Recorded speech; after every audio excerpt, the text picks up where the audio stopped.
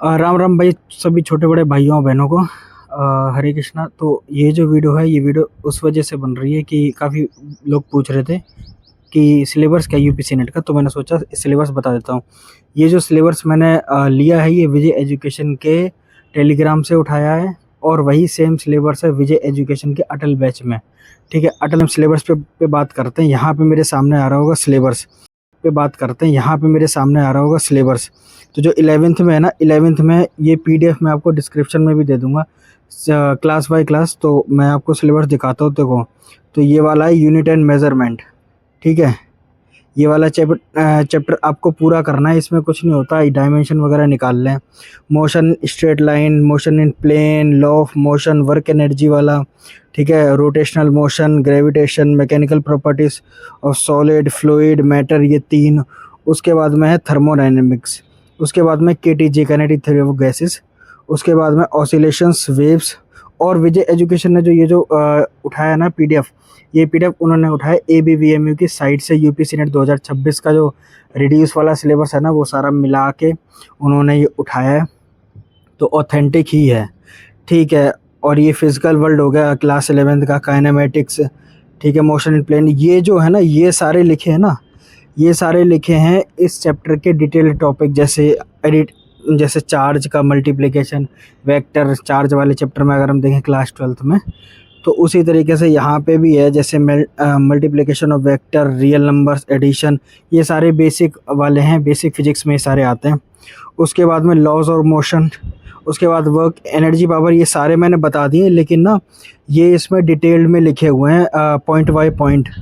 उसके बाद में अगर हम आएँ 11th की केमिस्ट्री पे, तो 11th की केमिस्ट्री में वही है, some basic concept of chemistry.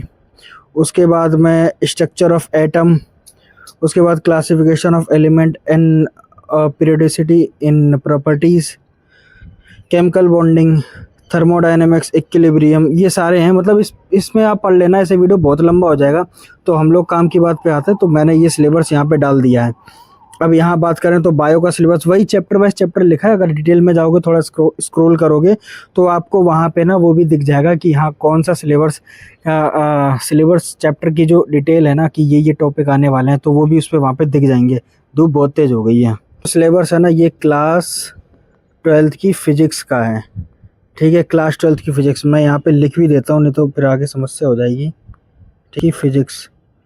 ठीक है, उसके बाद में ये जो सिलेबस है, ये चैप्टर पढ़ लेना। Electric charges, field, potential, capacitance, current, electricity, charging. 10th की जो ग्रामर है ना, ये सारे टॉपिक्स आपके सामने लिखे हैं। ठीक है, 10th के मैं यहाँ पे भी डाल देता हूँ, क्लास 10th। तो ये सारे टॉपिक ना आपको डिटेल में जाके पढ़ने की ज़रूरत नहीं है। अगर आप यहाँ पे देखो, कंट्रोल एंड कोऑर्डिनेशन में आप क्या पढ़ोगे जाके।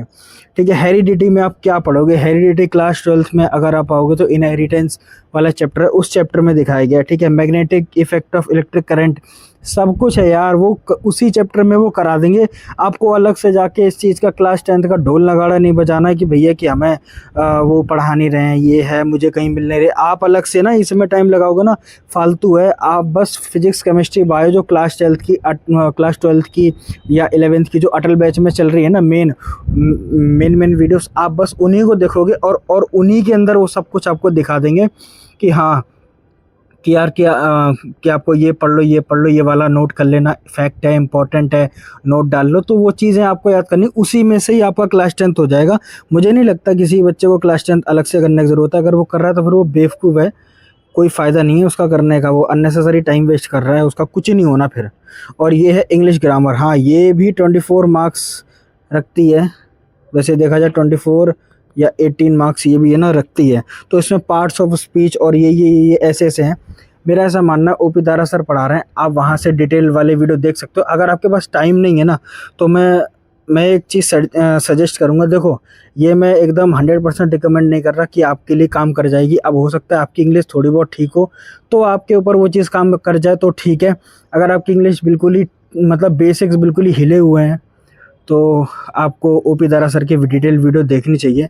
या एक चीज़ और मैं वो कर दूं कि डियर सर इंग्लिश का उनका वाईटी चैनल है, तो आप उस चैनल पे जाके आप देख सकते हो। आप जब टाइप करोगे ना यूट्यूब पे dear sir parts of speech detailed video, तो 1 से 2 घंटे की वीडियो जो है आ जाएगी, ठीक है। और आपको टॉपिक वाइज टॉपिक ये सब कुछ आपको मिल जाएगा, आपको कोई टेंशन लेने की ज़रूरत है नहीं।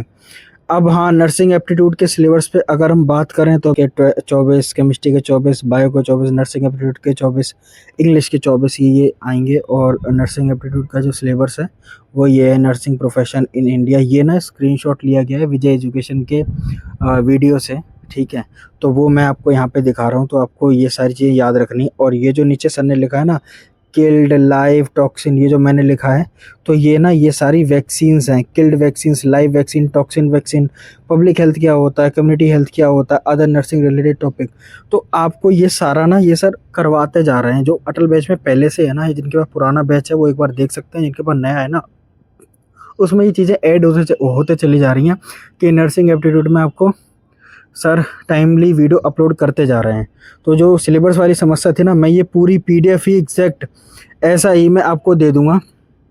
ये जो आप देख रहे हो मैं एग्जैक्ट मैं आपको ऐसे ही दे दूंगा ये पीडीएफ। और ये पीडीएफ आप डाउनलोड कर लो और प्रिंट वाले से जाना, ये जो पेजेस हैं ये प्रिंट करा लेना। और जो नर्सिंग एप्टीट्यूड का जो ऊपर जो है ना उससे बोलना क्रॉप करके ही प्रिंट कर दे, हो जाएगा प्रिंट, ठीक है। तो वीडियो कैसा लगा सब लोग बताएं।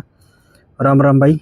सिलेबस वाला वीडियो मैं अभी रिकॉर्ड कर रहा हूँ और ये जो वीडियो है आज ही आ जाएगा। उसके बाद 28 तारीख कल है, 29 तारीख, 30 तारीख 3 वीडियो और आएंगे। जो लोगों ने कमेंट किया ना अलग अलग उनके ऊपर। वीडियो लंबा हो गया क्योंकि समझाने में टाइम चला गया, ठीक है। हरे कृष्णा, राम राम भाई।